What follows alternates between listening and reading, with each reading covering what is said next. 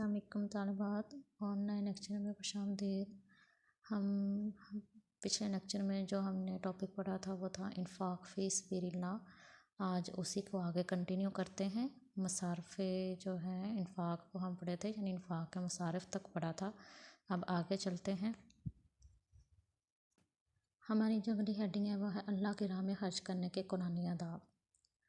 قرآن حکیم میں اللہ کی راہ میں خرچ کرنے کے بارے میں کچھ ضروری ہدایات دی گئی ہیں کہ اس خرچ کو بارگاہ الہی میں شرف قبول حاصل ہو اور اس کے مقاصد پورے ہوں۔ خرچ کرنے کے جو قرآنی آداب ہیں وہ حسب ذہن ہیں۔ سب سے پہلا جو قرآنی ادب ہے وہ یہ ہے کہ اللہ کی رضا کے لیے خرچ کیا جائے۔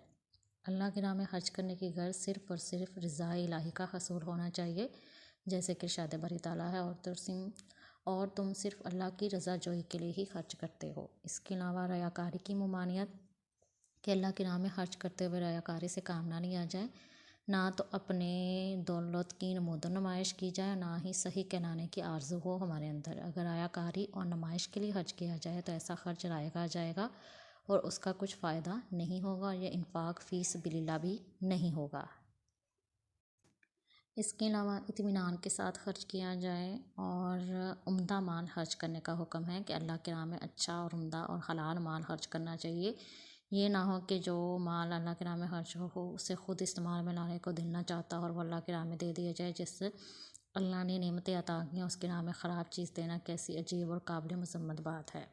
اس لیے جو مال میں اللہ کے راہ میں خرچ کیا جائے وہ عمدہ ہونا چاہیے اور دلی اطمینان کے ساتھ خرچ کرنا چاہیے، تاکہ اللہ تعالیٰ ہمیں اس کا اجر بھی دے۔ اس کے علاوہ پوشیدہ اور اعلانیہ دو طرح خرچ کرنا باعث اجر ہوتا ہے۔ خیرات کرتے وقت اگر نیت رضا الہی کا حصول ہو، دکھاوا مقصود نہ ہو، تو پھر دوسروں کے سامنے اور پوشیدہ دونوں طرح خرچ کیا جا سکتا ہے۔ اجتماعی بہبود کے کاموں میں ترغیب کے لیے اعلانیہ خرچ کرنا بہتر ہے اور انفرادی ضروریات کے لیے پوشیدہ طور پر دینا بہتر ہے، تاکہ لینے والے کی عزت نفس مجروح نہ ہو۔ ارشاد الہی ہے کہ اگر تم اپنے صدقوں کو ظاہر کر کے دو تو بہت خوب ہے، اور اگر تم انہیں چھپا کر تنگ دستوں کو دو تو وہ بھی تمہارے لیے بہتر ہے۔ یہ تو تھے قرآنی آداب انفاق فی سبیل اللہ کے۔ اس کے علاوہ انفاق کے کچھ فوائد اور ثمرات بھی ہوتے ہیں، یعنی اللہ کے راہ میں خرچ کرنے سے ہمیں فوائد بھی ملتے ہیں اور اس کے ثمرات بھی حاصل ہوتے ہیں۔ تو پہلا فائدہ کیا ہے جی؟ انفاق تزکیہ نفس کا موجب ہے، یعنی اللہ کے راہ میں خرچ کرنے سے ہمارا جو نفس ہے وہ پاک ہو جاتا ہے، پاکیزہ ہو جاتا ہے۔ ارشاد الہی ہے کہ ان کے مالوں سے صدقہ لیجیے تاکہ اس سے انہیں پاک اور صاف کریں۔ تو اسی طرح اور آگے بھی سورۃ البقرہ میں ارشاد فرمایا ہے، ان لوگوں کی مثال جو اپنے مالوں کو رضا الہی کے حصول کے لیے دل جمی سے خرچ کرتے ہیں، اس باغ کی مثال ہے جو اونچی جگہ ہو، اس پر پڑنے والی تھوڑی سی بارش بڑے اچھے اثرات ڈالتی ہے۔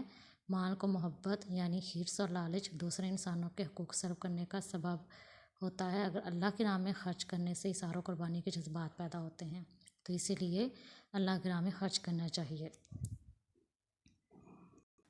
اللہ کی راہ میں خرچ کرنے سے اللہ کی رضا حاصل ہوتی ہے، اللہ تعالیٰ خوش ہوتے ہیں، بخشش کا موجب بنتا ہے۔ اللہ کی راہ میں خرچ کرنے سے انسان کے گناہ جو ہیں وہ بخش دیے جاتے ہیں۔ انفاق فی سبیل اللہ گناہوں کی بخشش کا ذریعہ ہے۔